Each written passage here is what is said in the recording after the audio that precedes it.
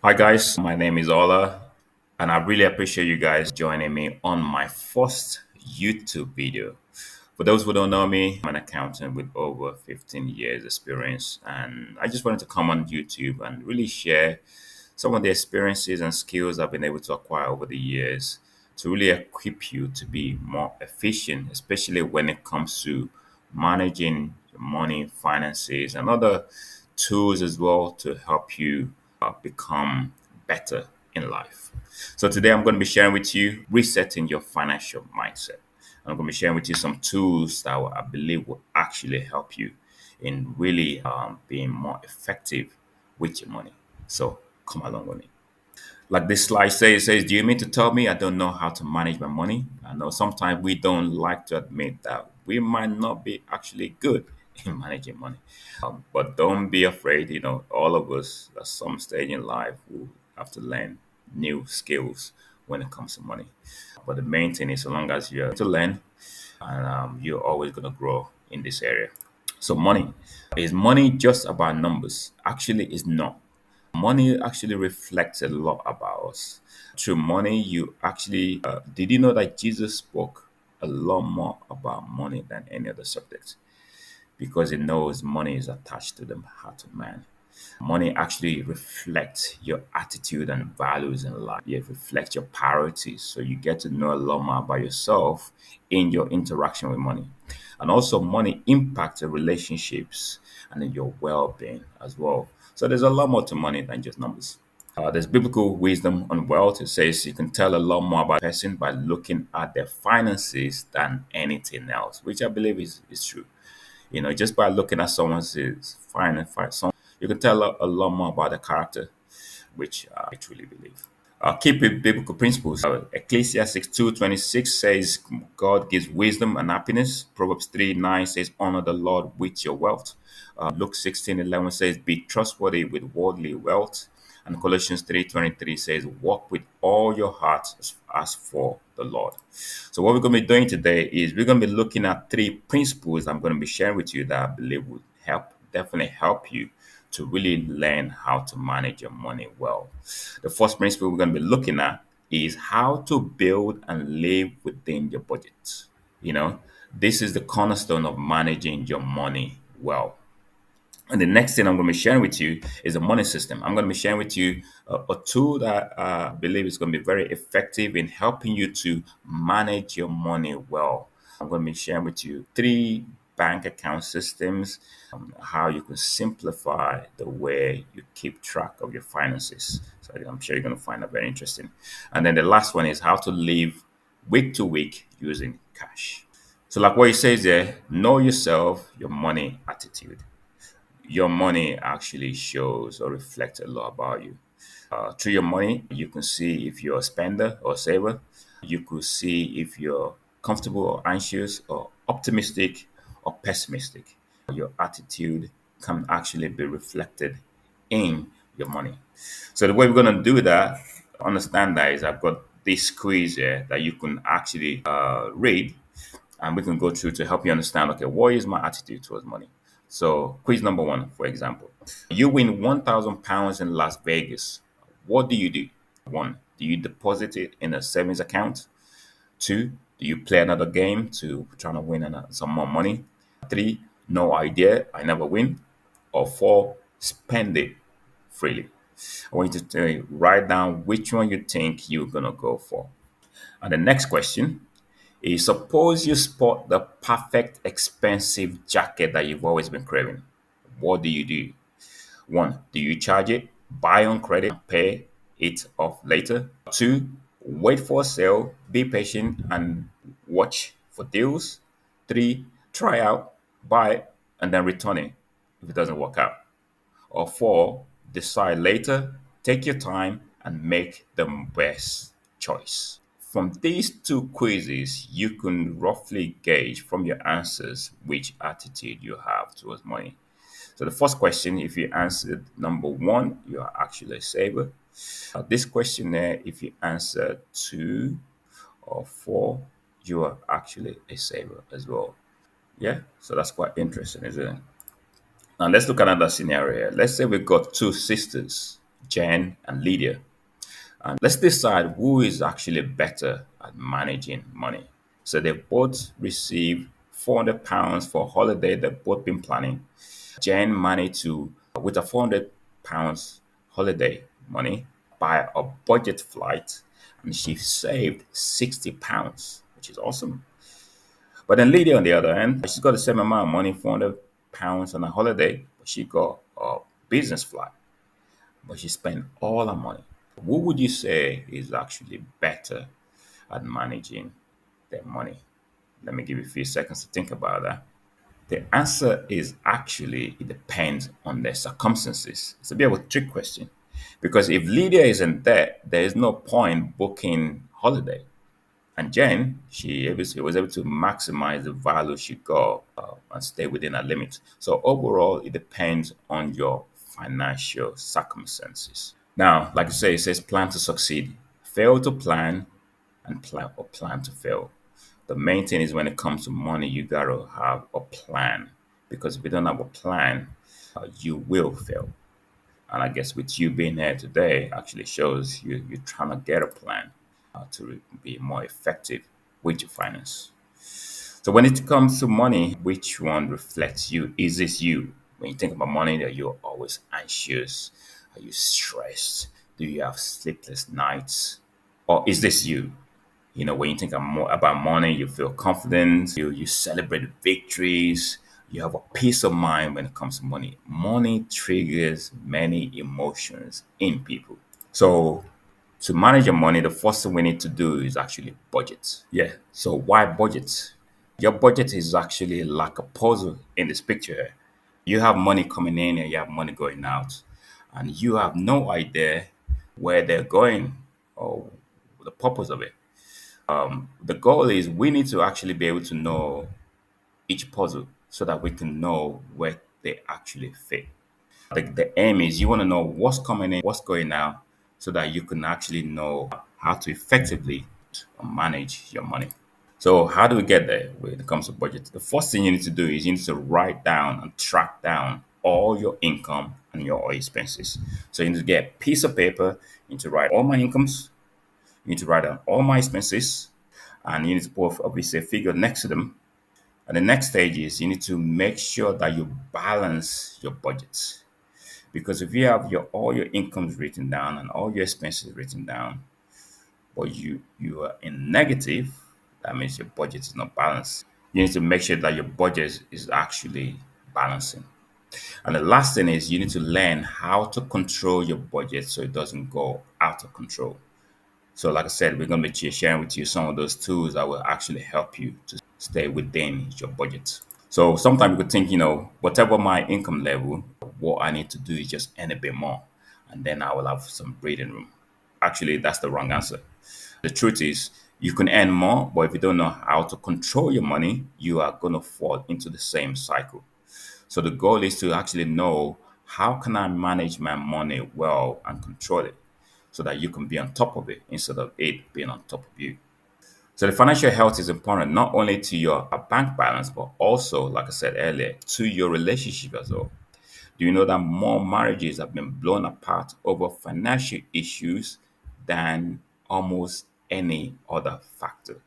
So it's very important understanding on money because it not only affects you, but also the relationships around you. So we need to know from your expenditure what is a necessity and what is a luxury. Because from my expenditures, there's some expenditures that okay, I need this to survive, and there's some like actually I don't need it, don't need it, and that's what you need to kind of like differentiate as well. Okay, what is a necessity? What is a luxury? How can I reduce my expenditure? And then you can make decisions from there. So this will actually help you. So, what are ways that we can reduce our expenditures? Ways you can reduce your expenditure is actually cut costs. What do we mean by that? Take, for example, your gas bill. If I have a provider which charges me £75 and I can find another provider with the same value, there's no change. I'm still getting the same amount of gas, but they're giving me £60 a month instead of £75 a month. I will go with the cheaper option, even though I'm not losing value on it. If you understand what I'm trying to say. So you can cut costs by actually changing your supply, So there's some bills that you have where by changing the supply, you are actually reducing down your expenses. The other thing is you need to cut back. Cut back means if I'm going out 3 times a week to the cinema and I'm spending a large amount of money every time I go out, then probably I need to reduce the number of trips I make to the cinema. So by cutting back on certain expenditures, doing it less, you are saving on expenses. And there's some other ways you can cut down expenses. You need to cut out some expenditures. So there could be some subscriptions that you have where you got gym membership, you got all these other subscriptions that you're not actually using. You're subscribed to them, but you've never used them. So what you need to do with those ones, you need to cut them out of your expenditures. There's some ways you can actually save some money. Now, what are some smart shopping strategy that we need to have? Because whenever we go shopping, sometimes that's where we spend a lot more money. What you need to do is you need to avoid temptation zones. Stay away from stores where you absolutely Stay away from stores except when you absolutely need to buy something. Limit the number of trips you make to the store.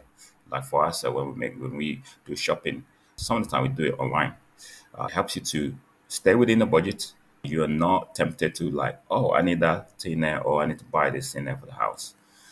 Skip just looking. Have you ever been there? Oh, I'm just browsing, and then you're like, oh yeah, I need to buy this one. Oh, I need that. Skip that. Plan your shopping. Up a plan. I need to get this. I need to get that, and stay within your budget when you go shopping. And the other thing is, shop smart and shop strong. Don't shop when you're in a weakened condition. When you're stressed, when you're hungry, tired, that could lead to overspending. You know. Now, how can I increase my income? The things you can do to increase your income. You can work extra hours. If you can do overtime or additional shift, take that. If your partner can work do extra work to support, they can do that. You can look for benefits. Sometimes people are entitled to sign benefit from the state that they're not even claiming. If you're entitled to it, claim them. Look for freelance or side hustle. Start something flexible on the side if you need to. Add to your skills. If you need to get more qualifications, get more salary, do that. If you have grown up children that can actually contribute to the house, get them to help reduce down some of the expenses for the house. If you have some spare room or car park that you're not using in the house, rent them out so that you can actually reduce down or increase your income. And in the house as well, if you have loads of items in the house you don't use, sell them. And then the other thing is invest what you have so that you can grow. Warning signs of money problem. These are signs that you actually have money problem. Last minute planning. Do you have that friend who never plans and then last minute they just throw money at an event or date because they never planned it and they spend a lot more, or they didn't buy or sure birthday gifts that they think about last minute and then they just buy the most expensive stuff that they can lay their hands on. Last minute planning actually means where you're gonna have a lot of money issues. So I would say that way planning ahead helps you to be on top of your money. Borrowing troubles. Do you struggle to repay money borrowed from others and take new loans to pay the old ones? I've seen people like that where they borrow money from you to pay someone else, and then they have to. It just it's a crazy cycle that you need to avoid. And savings depletion.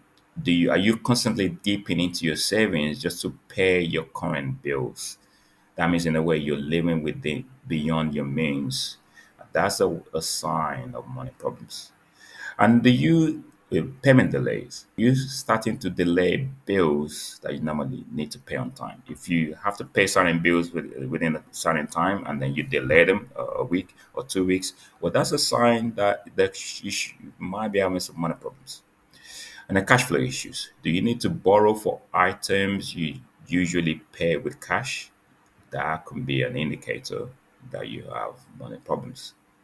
And money tracking. Are you unable to track exactly where your money goes? If you have no idea where your money goes, that's an indicator that you're going to have money problems. Now, action plan. Part of what we said earlier, you need to review your past spending. You need to dig out your bank statement for the last 3 months and track down, okay, where has all my money been going for the last 3 months? You need to set up a tracking system. Get an Excel budget template. I have one. Send you if you request it. Or set up an online banking to track expenditures on a daily basis. Establish a payment method. Pay expenses by debit card or track actual expenses to create a separate bank account for monthly allowance. I'm going to be talking about that more later. Or automate bill payments. Set up a direct debit to pay bills on time. The money system. So this is the one I was talking about. Now that you've made your budget, you need a system to help you stick to it and direct your money where it needs to go. So, have you ever been in a situation where you are going to the cash point, call it the cash point roulette, and you don't know what's in your bank account, and you're praying, your fingers are crossed, hoping I can get this £20 out of the cash point, and you get the money out, and you're like, "Wait, thank goodness." You don't want to be in those kind of situations all the time because that is crazy. What you need to do is you need to be able to create a money system where you separate out your money into separate accounts so that you can actually be on top of your money. So what you need to do is, so the money system makes you be in control of your money by maintaining three separate bank accounts. So the three bank accounts you need to have is your current account, your cash account, and your savings account. Yeah. So let's go back here. So with your cash account, this is where your main income is going to come into. Sorry, let me rephrase that. Your cash account, any amount that you pay in the week that's variable. Let's say your food shopping, your petrol, stuff like that. You move those money out from your current account and you move it to your cash account to pay your weekly expenditures because those ones are your variable cost. This is the area your variable costs are where people overspend because those amounts can vary week by week. You can spend £200 on food today, and then next week you can spend £300 on food. Those amounts vary. So you want to be able to have a system where you can control your variable costs. Now, your current account is going to be your your main account. Your salary is going to come into that, or your fixed costs like your rent, your direct debit, standing orders are going to be limited from those accounts. So that will be your main account. And then the third account you need to have is your savings account.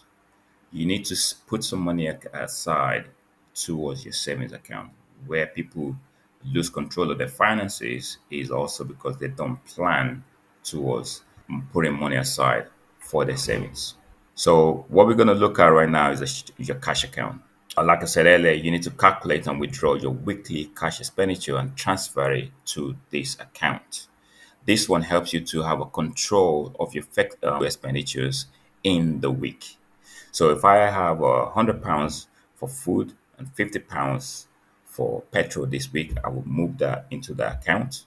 And if that week comes and I've used up all the money, I know I need to control myself and I need to wait till next week. So it helps you to kind of like have a control of your spending and gives you a warning sign like, okay, maybe, okay, I've spent a bit this week. I need to slow down a bit. So that helps you to kind of like have a control over your flexible expenditures.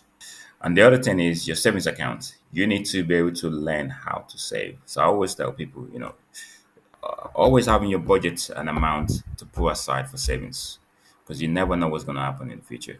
There's always going to be things that happen, costs that you didn't envision that's going to come out. You need to put some money aside for that. Those money that are going to come out. There could be car insurance that you're paying every year or birthday, holidays that you need to go on. You need to kind of like look at those long-term expenditures and have a plan and break down each month how much you need to put aside for them. So that will help you to actually be in control of your finance. Well, thank you for joining. I hope some of what I've shared has really been helpful. If you can subscribe and follow me, that would be great. And I'm going to be having some more materials I'm going to be sharing later on. But thanks for joining, and hopefully you enjoyed it. Take care.